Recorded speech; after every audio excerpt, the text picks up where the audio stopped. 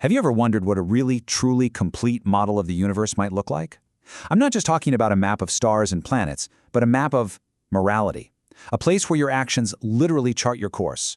Well, today, we're going on a journey through just such a cosmos, one described in an ancient Buddhist scripture.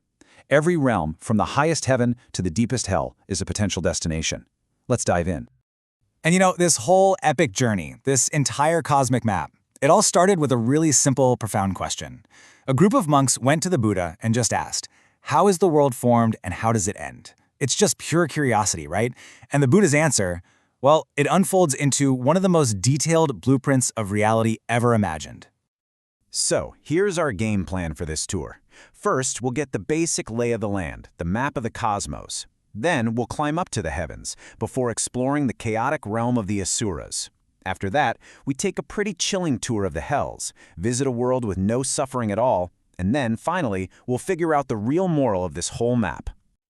Okay, first things first. We need to get our bearings. To even begin to understand this cosmos, you have to know about its central point, its axis. Because, like a lot of ancient worldviews, this entire universe spins around one single, massive, truly mind-boggling object. And that central point is a mountain.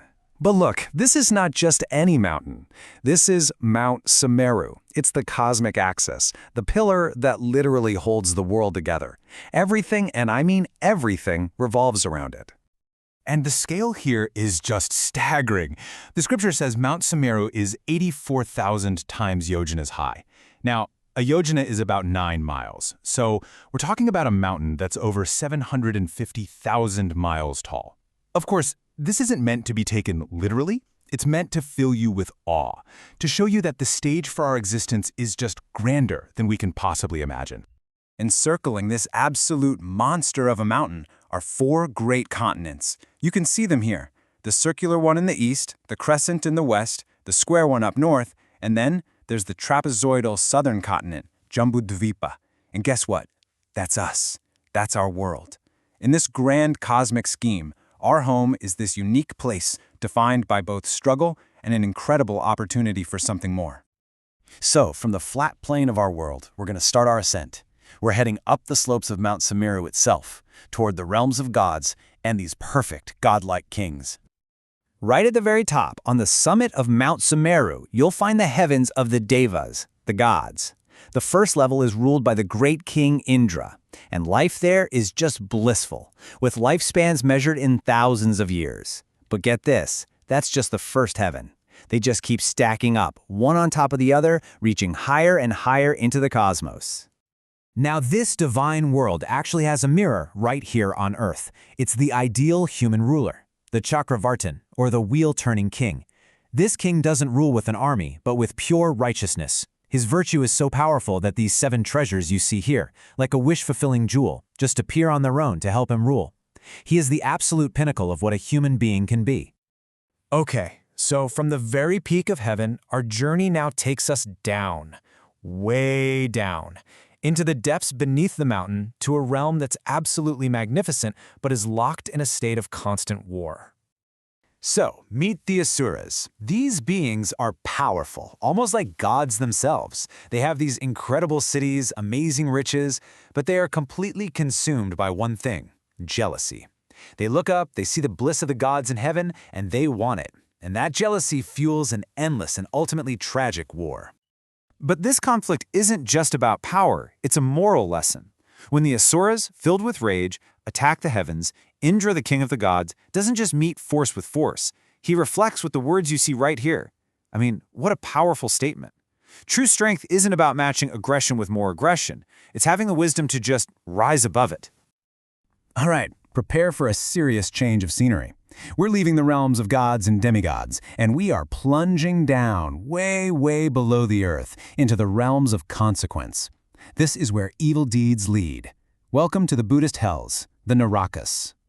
The scripture does not mince words at all. The descriptions of these hells are so visceral, so specific. They are designed to be absolutely terrifying, to show you that actions have direct, physical, and agonizing consequences. This isn't some abstract idea of punishment. It's a detailed, horrifying catalog of suffering.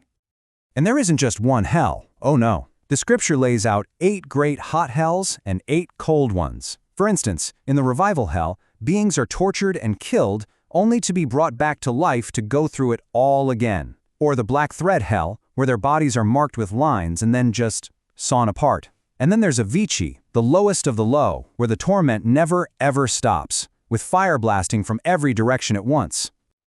So after hearing all that, you have to be wondering, okay, but how long does this go on for?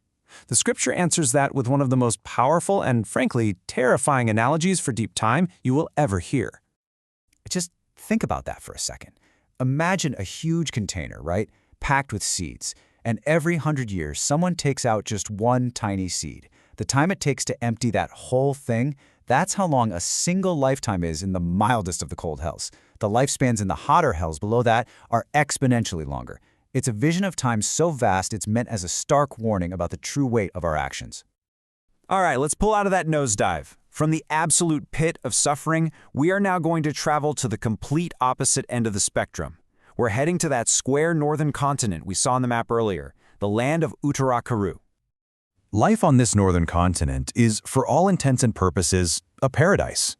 I mean, look at this. Everyone lives for exactly 1,000 years. Food just grows on its own. There's no private property, so no greed, no theft. There are special trees that provide everything you need: clothes, music.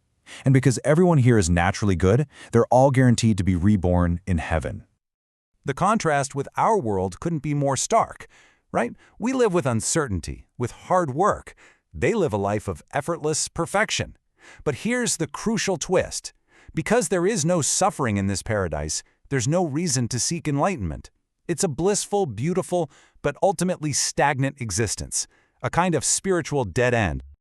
So, we've toured the heavens, the hells, and all the worlds in between. So what's the point? What is the moral of this fantastically detailed map of reality? The scripture actually answers that question with one last, very famous parable. Each man you see only touches one part of the elephant, and based on that one limited experience, they each form a complete but completely wrong idea of what an elephant is. And then they argue, furiously, each one absolutely sure that their little piece of the puzzle is the whole picture. And that is the unifying principle of this entire cosmos, karma. Without understanding karma, we are all just like those blindsmen, only grasping one piece of the truth. Every single realm we've visited, from the deepest hell to the highest heaven, is a direct result of actions. This was never a physical map, it's a moral one, and every location on it is a destination shaped by our choices. And that leaves us with one last really powerful question. This isn't just some ancient story, it's a mirror. It forces us to ask, if our intentions, our words, and our deeds are charting a course through this moral cosmos, what's our trajectory? Where on this map are we actually heading?